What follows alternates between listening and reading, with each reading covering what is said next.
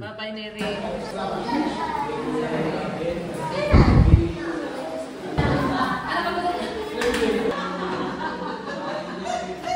Peep Team Nary. Please like and subscribe.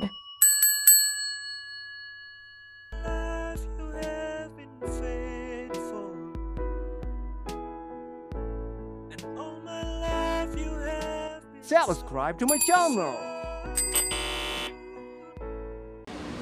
Number 4, prayer of intercession. Pananalangin para sa iba. Most of the time, aminin man po natin o hindi, madalas po nagiging selfish po ang ating prayer. Lahat po ay para sa atin, para sa akin, para sa family ko, lahat all about me.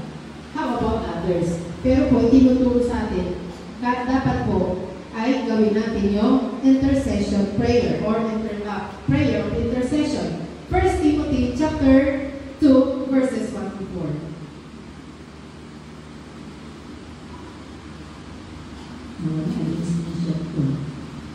First Timothy chapter 2 verses 1 to 4, ang sabi po, I urge them first of all that petitions, prayers, intercession, and thanksgiving be made for all people, for kings and all those in authority, that we may live peaceful and quiet lives in all godliness and holiness. Verse 3, this is good and pleases God our Savior, who wants all people to be saved and to come to a knowledge of the truth. So, bakit po kailangan natin mag-pray para sa iba? So, nagagawa po naman natin ito. How about in our personal prayer? Nagagawa natin ito in our corporate prayer. How about in our personal prayer? Do we pray for our country? Do we pray for others? Do we pray even for our pastors and our missionaries? Do we pray for each other? Or all about our family or ourselves? Malinaw po sinabi dito, ipanalangin natin ang ating bansa. Ipanalangin natin ang mga namumuno sa atin. Ipanalangin natin yung mga manggagawa. Ipanalangin po natin ang lahat ng tao. Bakit daw po? Kasi ang gusto ng Diyos ay maligtas ang lahat ng tao at malaman ang katotohanan. So, we must pray for others. Hindi lang yung sarili po natin. That is the prayer of intercession. And last but not the least, number 5, fifth kind of prayer. Petition or supplication prayer. Ito po yung panalangin ng paghingi. Ito na po yung tayo nag-pray para sa gusto natin mangyari. Inaas natin sa Lord.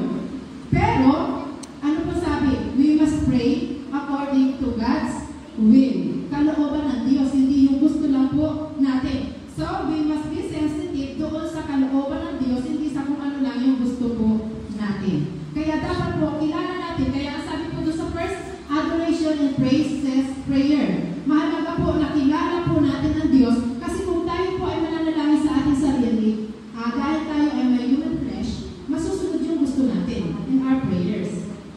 Tapos, ang mangyayari po doon, parang inuutusan po natin ang Diyos.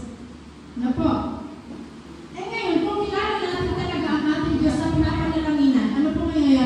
That your will be done, not mine, but yours. Kasi kilala po natin siya eh. Ngayon, kung hindi natin po nakikilala ng ating Diyos, mangyayari po sa ating prayer, lahat ng gusto lang po natin ang sasampitin ng ating mga labi. Praying in the Spirit. Manalangin tayo sa patnubay na banal na Spirito. Ang sabi po ito sa verse, Philippians 4, verses 6 to 7.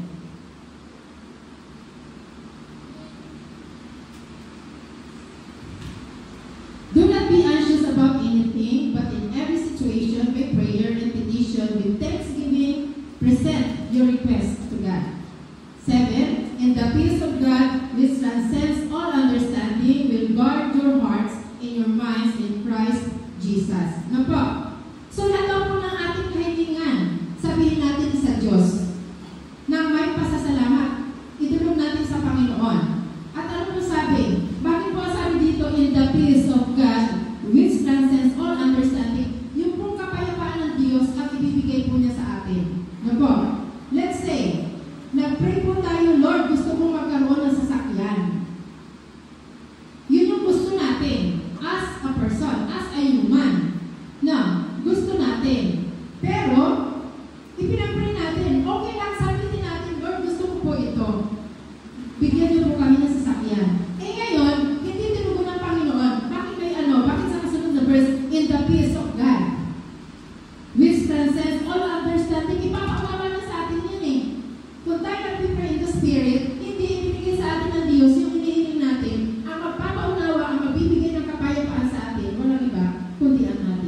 Diyos.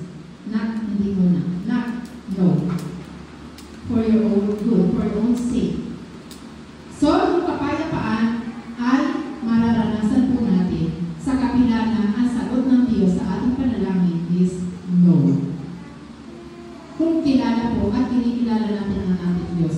Kung tayo ay nag-pray in the Spirit. Mahalaga po maging sensitive tayo bilang mga anak ng Diyos na tayo po ay nananalangin na tulad ng mga nasabi ko na ng mga nakaraan, prayer is not about words. Dapat po hindi tayo nagkakaroon ng mga mabubulaklak na mga pananalita in prayer. Yun pong words na talagang living by the Holy Spirit, yung bibigkasin po ng ating mga labi. Ipo. So yung pong 5 na yun, bakit ko po naisulat ito? Actually, kanina ko po ito ginawa alas 5. Pero nag-pray po ako kaninang umaga, ng devotion ko, nagmadali ako, na akala ko po magagawa ko kaninang Pero habang ako may ginagawang iba, nakusap ako ngayon, Lord, ano ba? Habang may ginagawa akong iba, hindi ba ako nag-take down note? Lord, ano po yung isi-share ko mamaya? Gusto ko sa akin muna. Gusto ko namusap muna sa akin ang Panginoon. Kasi po, bakit ko nagawa po ito? Nagkaroon po ako ng self-evaluation, bakit ang prayer ko ay kadalasan. Dati po kasi nagawa ako ng prayer list. At natutuwa ako kay Zan na ipinost na yung mami niya. Natutuwa ako doon. Kasi naalaala ko, ako in love nung ako yung high school. Kompleto po, ang dami po mga notebook dyan. Nilalagyan ko pang decoration ng mga prayer list. Complete po yan. May para sa country, naka-schedule sa mga family, yung mga hindi pa nakakakilala, mga kabataan, mga ganyan. So, ang sarap sariwain. So, ako po muna ang unang kinabang dito. Kaya po nabuo ito na ipinaunawa sa atin ang Panginoon na namimiss ko yung natin mga ginagawa. Nangingin mo ginagawa. Pero, inisip ko ako. So, patawad po. So, ngayon po, practice po natin ito even sa ating mga personal prayer sa ating Panginoon. So, yun lamang po ang aking i-share. Maraming salamat po. Puri po ang ating Diyos.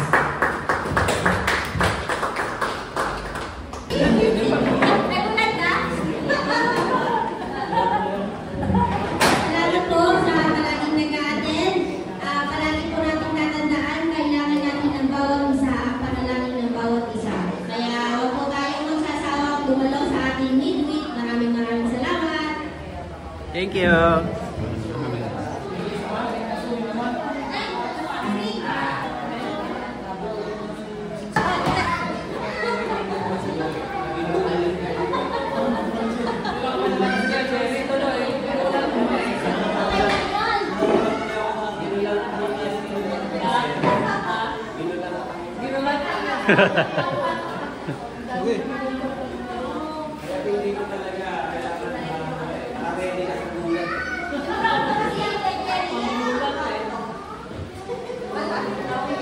Buti nga handa.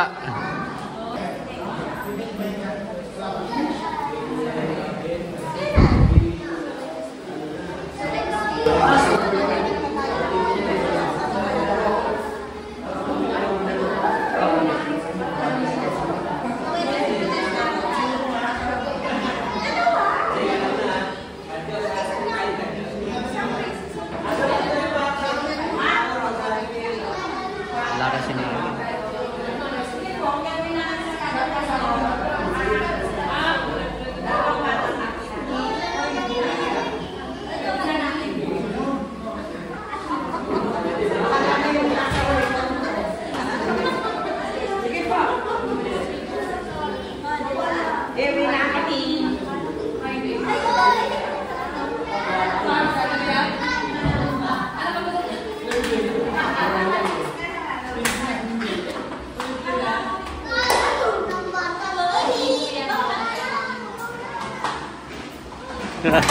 Hi vlog.